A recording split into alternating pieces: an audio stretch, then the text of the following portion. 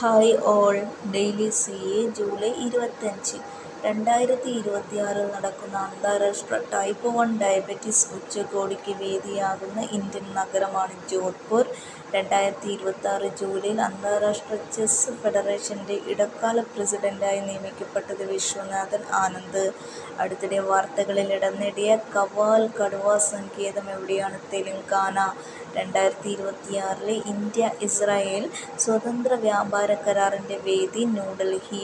2026 Glasgow Commonwealth ഗെയിംസിൽ പുരുഷന്മാരുടെ heavyweight para powerlifting ഫൈനലിൽ വെങ്കല മെഡൽ നേടിയ ഇന്ത്യക്കാരനാണ് ജണ്ടുകുമാർ. 99.6% ബ്രോഡ് ഗേജ് ശൃംഖലയും വൈദ്യുതീകരിച്ചതോടെ റെയിൽവേ വൈദ്യുതീകരണത്തിൽ ഇന്ത്യയുടെ സ്ഥാനം 2. റെയിൽവേ വൈദ്യുതീകരണത്തിൽ ലോകത്ത് 1ാമത് സ്വിറ്റ്സർലൻഡാണ്.